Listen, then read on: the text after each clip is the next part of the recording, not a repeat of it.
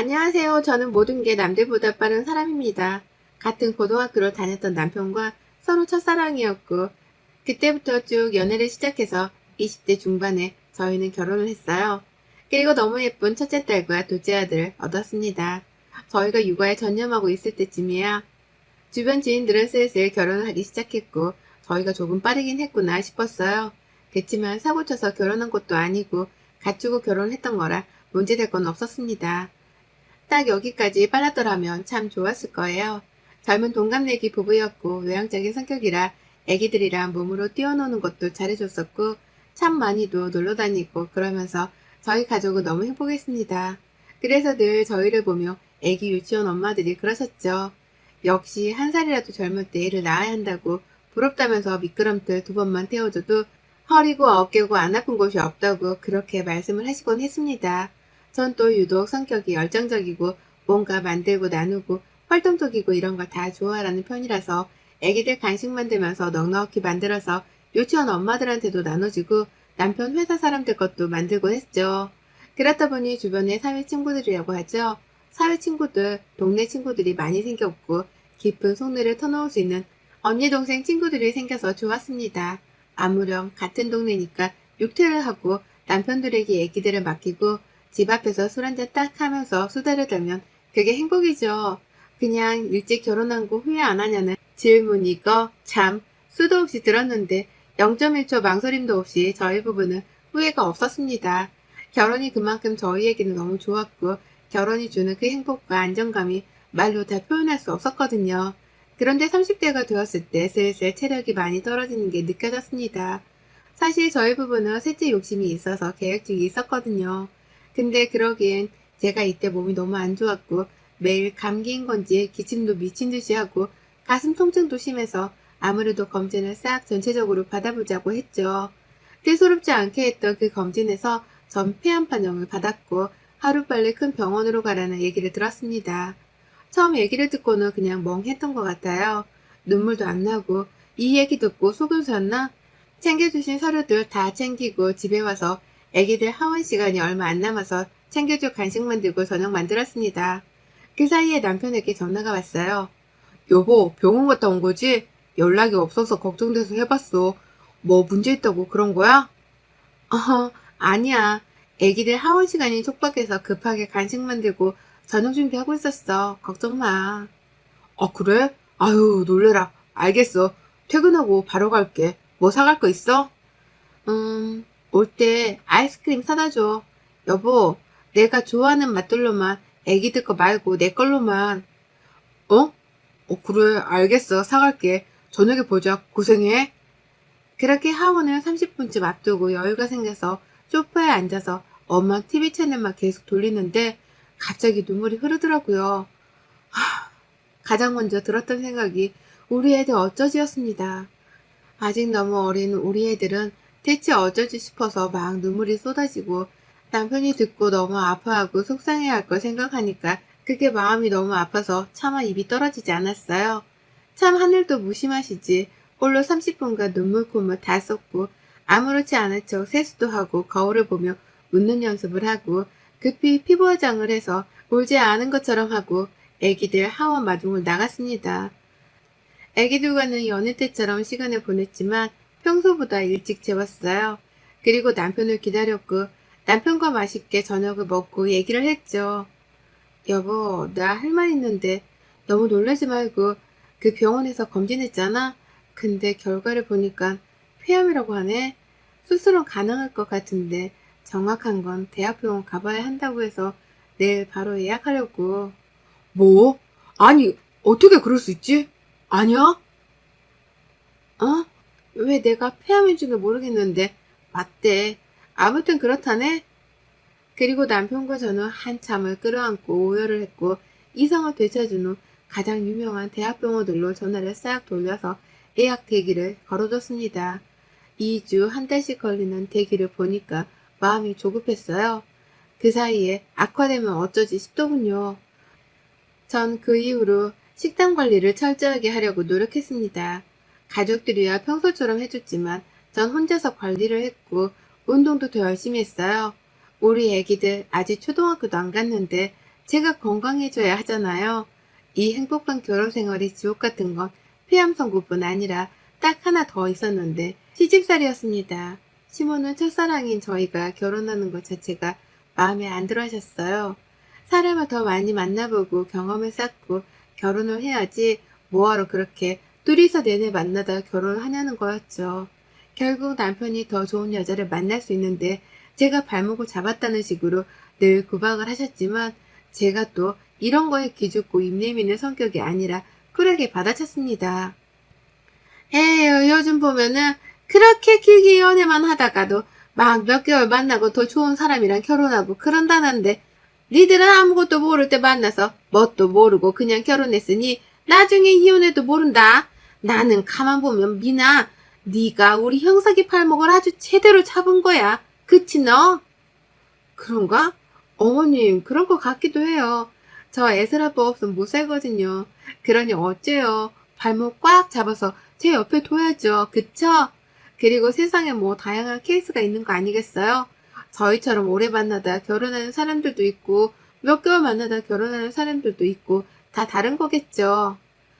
난 그게 싫다고. 니들은 서로 다른 사람도 안 만나본 거잖냐. 어? 막말로 형석이 얘가 미나 너보다 더 좋은 조건인 여자랑 결혼할 수 있는 거를 너한테 팔목 딱 잡혀서 결혼한 건데 내가 기분이 좋겠냐? 어머님 생각이 그러시면 저희 친정에서도 그렇게 생각하시려나? 다음에 한번 여쭤봐야겠어요. 저희는 양가에서 그렇게 생각하실 줄은 몰랐어서 조금 놀랍네요, 어머님. 약간 늘 이런 식으로 받아쳤습니다. 그럼 시모는 이야기 아주 바짝 올라서 저를 막 노려보셨고 저는 늘 웃었어요. 저희 남편은 이런 저를 보고 대단하다고 했죠. 본인은 그런 방법을 몰라서 늘 시모랑 싸우면서 살았다면서 말입니다. 이렇게 저를 못마땅해 하시는 시모였는데 제가 아프다는 얘기를 듣고는 그래도 걱정을 먼저 해주실 거라고 생각했어요. 다른 것도 아니고 암이니까요. 그런데 시모의 반응은 너무 충격적이었습니다. 미나 너 폐암이란 게 사실이야 어? 아, 네 어머님. 더 자세한 건 대학병원 가서 들어봐야 해요. 아이고 내가 이럴 줄 알았어. 내가 너 마음에 안 든다고 했지? 끝내 결국엔 내 아들 팔목을 일당으로 잡네. 죽을 거면 곱게 죽지. 애는 둘이나 낳아놓고 너 혼자 편하게 죽는다는 거야 지금. 그럼 우리 아들은 혼자 호래비로 애들 키우게 뻔한데 아이고 세상에 진짜. 네? 어머님 어떻게 그런 말씀을 하세요? 야 너도 네 새끼들 있으니 내 마음 이해하잖니. 남의 새끼가 우선이냐? 내 새끼가 우선이지. 너야 뭐 니네 부모가 걱정해줄 거고 그래서 너 뭐 죽는다는 거야? 어쩐다는 거야? 정확히 말을 해봐. 그래야 대비를 하지. 난 절대로 우리 아들 호래비로 해 혼자 키우는 꼴을 못 본다. 어머님은 뭐 그냥 벌써 절 죽이시네요. 저 죽으면 애슬 아빠 새장가 들라고 하세요. 그리고 제가 죽든 살든 뭐가 중요하겠어요. 이미 죽이셨는데. 시모는 제게 괜찮냐는 말 한마디도 없이 제가 죽는 건지 그럼 본인 아들이 홀로 얘 둘을 키울까봐 그게 걱정이었던 겁니다. 아무리 정말 사람이 너무 나쁘다고 해도 기본적으로 괜찮냐는 말을 하는 건 너무 예의잖아요. 그런데 어떻게 저럴 수 있는 건지 너무 충격이었습니다. 그 뒤로 저는 저를 위해서 시모의 연락은 받지 않았어요. 시모와 연락을 하면 제가 제정신으로 못 살 것 같더라고요. 남편에게도 똑같이 말을 해줬고 이런 이유로 시모와 당분간 연락하고 싶지 않다고 말을 했더니 이해를 했죠. 전 그렇게 병원에 가서 진단을 제대로 받았고 폐암 2기 선고를 받았습니다. 수술을 해야 했고 아픈 걸 알아서 그런 건지 점점 통증도 느껴지고 몸이 힘들었어요. 애들은 아직 어리고 엄마 껌딱지들이라서 늘 엄마 엄마 하며 찾았지만 예전처럼 제가 애들과 뛰놀지를 못하니 애들은 많이 보채고 울었습니다. 결국 친정엄마가 저희 집에 오셔서 애들이 같이 봐주셨고 밥하는 거 이런 것들을 도와주셨어요. 전 이상하게 잠이 그렇게 쏟아져 잠을 많이 잤습니다. 남편은 또 남편대로 일하고 와서 정말 피곤할 텐데 집안일도 돕고 저희 엄마 말동무도 되어주고 노력을 참 많이 했죠. 그렇게 수술을 할 때는 남편이 절대 간병인을 쓰기 싫다고 말을 했고 저도 그건 원치 않았습니다. 회사에 양해를 구하고 한 달간 무급으로 휴가를 쓰게 되었고 저를 배려해 1인실에서 지냈어요. 수술 후 내내 남편이 곁을 지켜준 덕분에 저는 너무 든든했지만 시모 입장은 달랐습니다. 모르는 번호로 전화가 왔길래 전화를 받았는데 시모였어요. 아이씨고 내 전화만 콜라 안 받겠다 이거지 너. 네 수술하는 게 뭐가 대수라고 한 달씩이나 우리 아들이 휴가를 내는 건데 대체 남의 아들 학교 망치려고 작정을 했냐? 간병인을 쓰든 니네 엄마한테 와 있으라고 할 것이지 뭐하는 짓이야 대체? 그리고 어디서 버르장머리 없이 CM이 전화를 씹기를. 어머님이야말로 지금 이게 뭐 하시는 거세요?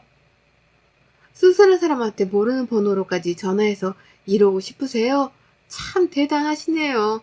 진짜 죄송한데 저 어머니 목소리만 들어도 이제는 혈압 올라요. 그니까 제발 연락 좀 하지 말아주세요. 죽다 살아서 그런가 전 이제 제가 제일 우선이거든요. A고 뭐고 다 필요 없어요. 제가 우선이니까 이런 연락하지 마세요 저한테. 지가 하는 게 뭐가 있다고는 집구석에서 지 엄마한테 청소고 애들이고 다 시키고 지는 아주 공주처럼 있으면서 힘든 척은 다 하고 있네. 어? 수발도 지금 내 아들이 다 들어주고 넌 하는 게 뭐가 있는데? 끊을게요. 연락하지 마세요.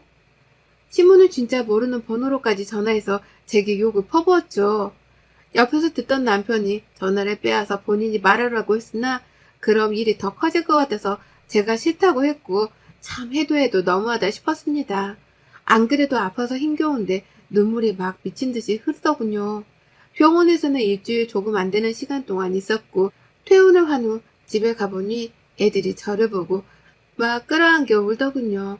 어디 갔다 이제 왔냐고 많이 아프냐고 하면서 말입니다. 그리고 그 뒤에서 소리 없이 울고 계신 친정엄마를 보는데 마음이 찢어지는 줄 알았어요. 폐암 수술을 하고 나서 후 관리가 굉장히 중요하다는 걸 알았는데 남편과 저희 엄마는 집을 거의 철저하게 준비를 해놨더군요. 안방은 거의 무슨 청정구역이라고 해도 과언이 아닐 정도였고 집안 곳곳에 새로 생긴 공기청정기 여러 대와 소독기뿐 아니라 식기 소독하는 것도 구입을 했더라고요.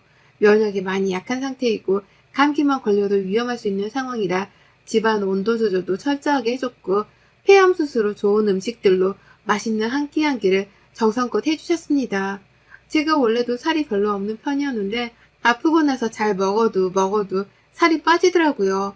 그래서 마른 체형으로 보이게 되었고 제가 봐도 참 볼품없고 뼈다귀 같고 아파 보여서 싫었습니다. 머리도 자꾸 빠지고 거울을 보면 너무 우울해서 안방 화장실 거울도 그냥 가려버리고 거울을 보지 않았어요. 우울감이 빠지기 싫어서요. 온 가족이 다 낮잠을 자고 있던 주말이었는데 초인종 소리에 깼어요. 보니까 시모가 왔다는 겁니다. 저희 부부는 순간 긴장을 했고 시모가 절 괴롭히는 걸 모르는 저희 엄마는 대접할 게 없는데 큰일 났다고 어쩌냐고 막 그러셨죠. 안녕하세요. 잘 지내셨죠? 세상이 이렇게 뵙네요. 아, 네, 미나 있죠? 네, 있죠, 미나. 미나랑 할 말 좀 있어서요. 어머님, 방으로 들어오시겠어요? 아니, 다 같이 있는 곳에서 얘기할 거다. 다 듣고 판단하는 게 좋겠어. 무슨 일이라도 있으세요? 미나가 지금 몸이 힘들어서 이렇게 있는 게 별로 안 좋거든요. 예, 사부인 말씀 참 잘하셨네요. 본인 딸 귀하듯 저도 제 아들 너무 귀합니다. 근데 며느리 하는 꼬라지를 보며 참다 폭발해서 왔네요. CM이랑 연락하기 싫다고 연락 다 씹어버리질 않나? 제 아들 팔목 잡은 거 맞으니까 그렇게 아시라고 하질 않나? 버르장머리고 뭐고 예의고 다 필요 없고 죽다 살아서 본인이 제일 우선이라고 하질 않나? 이렇게 퍼붓고는 연락도 안 받아요. 제가 며칠을 내내 앓고 또 앓다가 찾아왔네요. 제 아들이 사부인한테 그랬으면 어떠시겠어요? 엄마, 지금 이건 아니지. 그만하시고 나중에 얘기해. 대충 들어도 우리 미나가 왜 그랬는지 알겠네요. 더 말할 것도 없고 뭔데 감히 아픈 내 딸한테 시집살이를 시키세요? 요즘 세상이 어떤 세상인데 제가 우리 김서방한테 잘하고 예쁘니까 참는 거지. 안 그랬음 우리 딸 손잡고 끌고 갔어요. 지금 그쪽이랑 상대도 안 하고 아세요? 사람이 아무리 화가 나도 상황 파악이란 걸 해야지. 죽다 살아난 며느리한테 괜찮냐는 말은커녕 본인 화풀이를 하러 온 걸 보니 인성 알아줄만 하네요. 더 소란스럽게 하지 마시고 나가세요. 화풀이 하고 싶으시면 저기 오락실에 있는 펀치 기계에 돈 넣고 하시던가. 뭐라고요? 아주 이제 보니까 그 애미에 그 딸이 따로 없네. 김서방, 당장 자네 어머님 배웅 안 하고 뭐하고 있어? 우리가 나갈까? 아니요, 장모님. 제가 해결할게요. 시모는 결국 본인 화풀이를 하러 찾아왔고 이 사건 때문에 친정엄마까지 모든 걸 알게 되었습니다. 엄마께서는 그가 왜 말을 하지 않았냐며 너무 속상해 하셨고 시모를 보내고 온 남편과 한참을 대화했죠. 한 번만 더 이런 일이 있거나 이런 대우하는 걸 보면 가만두지 않겠다고 하셨어요. 부부가 아무리 행복하게 살아도 시모가 가운데서 저렇게 시집살이를 자꾸 시키면 골병 드는 거라고. 안 그래도 몸도 아프고 스트레스 받으면 안 좋다는데 이건 아니라고 말씀을 하셨습니다. 그러면서 냉정하게 들릴지 몰라도 또 이러면 난 내 딸을 지키기 위해서 둘이 이혼시킬 거라고 하셨어요. 그러니 제 남편에게 이혼하기 싫으면 똑바로 처신하고 잘 막으라고 했죠. 저희 엄마께서 강수를 두신 겁니다. 그런데 이러나 저러나 전 그냥 너무 힘들고 약 기운에 너무 졸려서 그냥 자버렸어요. 그렇게 시간이 흘러 엄마께서도 이제 내려가셔야 해서 보내드렸고 남편 휴가도 일주일 정도 남았죠. 그간 엄마가 계시면서 솔직히 저희 부부가 너무 편하게 지냈는데 막상 일주일간 남편이 혼자 이것저것 하려고 하니 힘들었나 봐요. 점점 짜증이 많아지고 예민해지는 게 보였죠. 그런데 그 모든 게 원래는 제가 늘 매일매일 하던 일인데 말입니다. 아유, 지친다, 지쳐. 뭐가? 치우면 뭐해? 또 어지르고. 치워도 끝이 없잖아. 그뿐이야? 애들 보는 것도 보통 일이 아니잖아. 이걸 지금 혼자서 하려니까 힘들지. 아, 그치. 고생 많아. 당신 고마워. 근데 내가 알아보니까 수술하고 애들도 보고 살림도 하고 그런다던데 당신은 유독 힘들어하는 것 같다? 뭐라고? 그 말은 무슨 내가 꾀병이라도 부린다는 거야? 아니, 솔직히 그렇잖아. 수술한 지가 지금 거의 3주가 지났는데도 병원에서도 수술 잘 된 편이라고 했고 문제 없다고 했는데 맨날 잠만 자고 힘들어하고 언제까지 내가 뒤치다꺼리 하고 있어. 이제 일도 다녀야 하는데. 야, 김영서, 너무한 거 아니야? 내가 진짜 이 말은 안 하려고 했는데 당신이 힘들어 죽겠다고 말하는 그 모든 일을 난 매일 했어. 살림에 육아에 매일매일 했다고. 난이도가 겨우 당신은 지금 이 정도야. 난 오로 매일 했고 근데 뭐? 너무 힘들어? 못 해먹겠어? 웃기지 마. 그게 그렇게 힘들어서 아픈 와이프를 꾀병한 자로 몰고 가니 좋니? 그냥 회사나 나가. 내가 알아서 할 테니까. 아니, 그런 뜻이 아니잖아. 뭘 아니야. 늘 말했지? 사람은 마무리가 중요하다고. 당신은 99% 잘해놓고 꼭 마지막 1%가 늘 부족하더라. 남편은 불만이라며 제게 말을 했고 회사를 다니고 나서는 어쩌다 한번 하던 야근을 거의 매일같이 하더라고요. 딱 봐도 야근한다는 핑계로 어디서 놀다 오는 거겠죠. 그 시간 동안 전 힘든 몸을 이끌고 애들을 봤고 식은땀에 등이 다 젖을 정도로 힘겨워도 이를 악물고 웃으며 애들을 봤어요. 이를 깨물다 입술 깨물어 피가 날 정도로 버티고 버텼습니다. 그런데 문득 생각해보니 곧 추석인 거예요.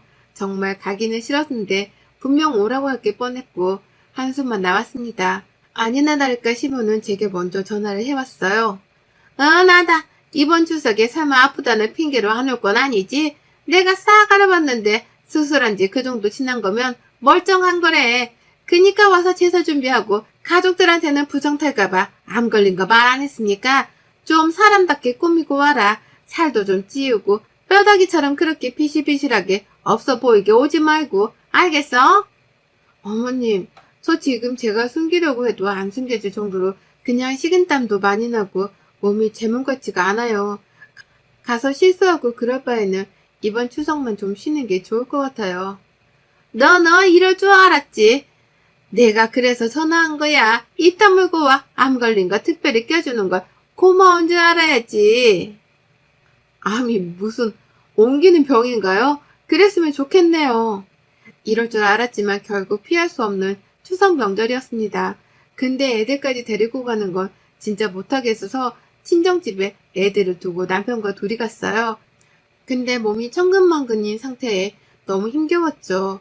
식은땀이 나다 결국 등이 다 젖고 이마에 땀이 흥건하니 다른 가족들은 어디 아프냐고 어머 왜 그러냐고 안색이 안 좋다고 막 그러니까 시모가 귓속말로 제게 똑바로 좀 하라고 웃으라고 하면서 제 어깨를 확 잡아 끌었는데 제가 힘이 없어서 그대로 넘어졌습니다. 시모는 그런 저에게 쇼하지 말고 쳐 일어나라고 했고 서러움과 아픔뿐 아니라 몸이 제 마음대로 따라주질 않으니까 미치겠더라고요. 그래서 그냥 제가 가족들에게 말했죠. 제가 폐암 위기라 수술한 지 지금 한 달 조금 넘었는데 몸이 아직 회복이 덜 된 건지 힘들어요. 그래서 이번 추석은 쉬고 싶다고 했는데 어머님이 안 된다고 하셔서 왔거든요.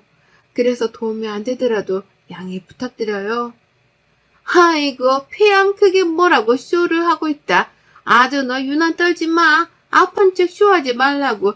별것도 아닌 걸로. 얘 때문에 글쎄 우리 형석이가 한 달이나 휴가 내고 쟤 돌봤잖아. 그게 말이냐? 내가 열받아서 집에 쳐들어갔는데 쟤네 엄마가 있더라고. 근데 말하는 싸가지를 보니까 딱 그 애미의 그 딸이야.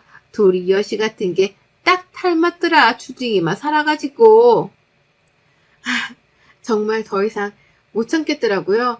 어디서 그런 힘이 나왔는지 모르겠는데 너무 열받아서 저는 기껏 만든 음식들을 모아둔 상을 다 뒤집어 엎어버렸고 전들은 시모 얼굴에 다 던져버리면서 말했죠. 그래, 별것도 아닌 폐암 걸렸어. 진짜 별것도 아니니까 당신도 꼭 걸리라고 내가 기도하고 고사까지 지내줄게. 알겠지? 꼭 걸리세요. 꼭 안 걸리시라고 이왕이면 손도 못 쓸 정도의 말기 딱 그 정도 좋겠네. 워낙 심포가 고약하니까 참. 그리고 암이 무슨 전염병인 것 마냥 불결하다고 자꾸 그래서 불결한 년이 만든 것들 다 버렸으니까 안 불결한 년이 직접 음식에서 차례 지내세요. 별거 아닌 암 걸린 불결한 년은 사라져 드릴 테니까 꼭 암 걸리세요 어머님. 기도할게요. 그렇게 나오는 길에 서 있던 병풍까지 발로 확 차버렸고 시모가 아끼는 도자기가 현관 옆에 있었는데 그것도 깨버리고 나왔습니다. 그리고 이혼하고 친정 부모님과 집을 합쳐서 애들과 함께 살고 있어요. 저도 애들도 몸도 건강도 안정을 찾았습니다. 그리고 마지막에 너무 시원하게 나와서 그런가 후회도 없고 미련도 없답니다. 여러분의 생각은 댓글로 남겨주세요. 오늘도 시청해 주셔서 정말 감사합니다.